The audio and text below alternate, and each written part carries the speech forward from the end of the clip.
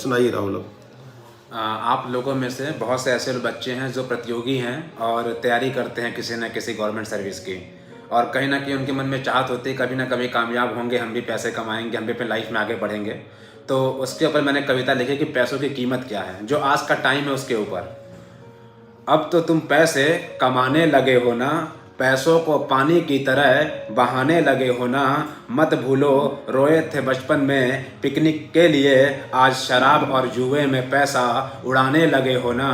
अब तो तुम पैसा कमाने लगे हो ना। अब हर दिन जश्न मनाने लगे हो ना, दावते जश्न में रंगरलिया दिखाने लगे हो ना। मत भूलो सोए थे कभी भूखे पेट तुम, आज बचा हुआ खाना नालियों में बहाने लगे हो ना। अब तो तुम पैसा कमाने लगे हो ना। बहुत बढ़िया। अब तो जहाज़ों की तरह उड़ने लगे हो ना, चमचमाते कपड़े पहनकर चलने लगे हो ना। मत भूलो तरसे थे कभी साइकिल के लिए, अब हर तरफ घमंड अपना दिखाने लगे हो ना। अब तो तुम पैसा कमाने लगे हो ना।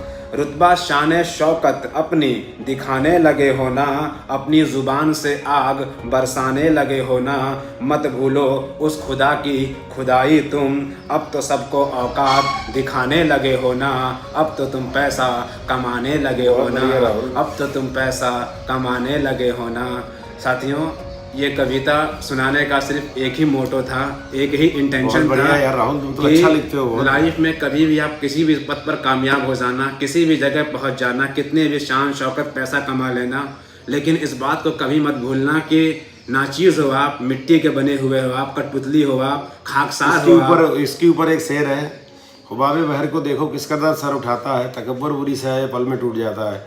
समुंदर के झाग से जब बुलबुला उठता है तो सोचता है वो समुंदर से ऊपर है, उस क्षणिक जीवन में है उसका टूट जाता है। उसी तरह आप इंसानों के बीच में इंसान बने रहो। राहुल का जो सार है, अति मानव बनने का प्रयास मत करो।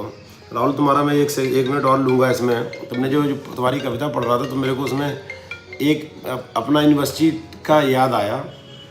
अभी आपके समय में तो पेटीएम हो जाता है, फ़ोन है, बैंक में अकाउंट में पैसे आ जाते हैं। तब बैंक अकाउंट भी उतने नहीं होते थे। हम लोग पढ़ते थे तो कोई घर से आता था तो कैश पैसे लेके आता था। महीने का जो होता था ना कि मैस में जमा करना है, कुछ अपने पॉकेट मनी, कुछ बुक्स लेनी है, इसके लिए आता था घर से पैसा।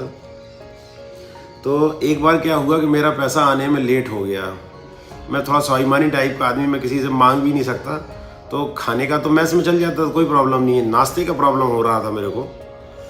तो आप यकीन नहीं करोगे कि उस ज़माने में 54-58 बच जाती थी तो रख देते थे। जैसे नहीं कुछ गए परचेजिंग किए, उसमें 54 बच गई या 58 बच गई तो ले आके ऐसे मेरे पास 12-14 रुपए की चिल्लर थी। उसमें 2.5 रुपये का एक बड़ा ब्रेड पैकेट आता था।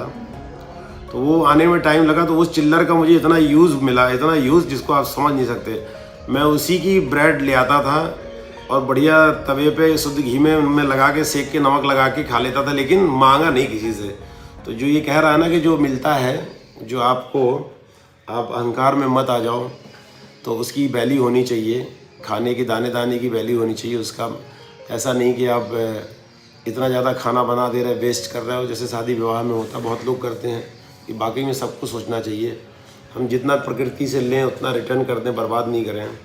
ये कोई नहीं सोचता है। प्रकृति से हर कोई लेना चाहता है, नौकरी पाके पद से अपने लेना चाहता है, उसको देना नहीं चाहता है। रिटर्न हमेशा होना चाहिए। लोग कहेंगे कि रिटर्न गिफ्ट दे दो, पिताजी को दे दो, तो आप प्रकृति को दो रिटर्न गिफ्ट। जैसे मैं नौकरी में हूँ, हम सैलरी पा रहे हैं, हम काम कर रहे हैं, सब कुछ उसके हम हकदार हैं, लेकिन ये ऑफिस है ना, ये हमारा सरकार को रिटर्न गिफ्ट है। हम नहीं ले जाएंगे इसको। हमने यहीं बना के यार दोस्तों से चंदा करके मांग के बनाया है, ये अपने लिए नहीं बनाया है। आज हम बैठे हैं, लेकिन ये हमारा सरकार को रिटर्न गिफ्ट ही है जो हम दे रहे हैं। इसलिए राहुल की जो कविताएँ हैं ना, इसमें एकदम सार है जीवन का, संघर्ष का, अहंकार का, सबका। बहुत बढ़िया राहुल, मेरी शुभकामनाएं। तुमको इतना अच्छा लिखते हो, लिखते रहो।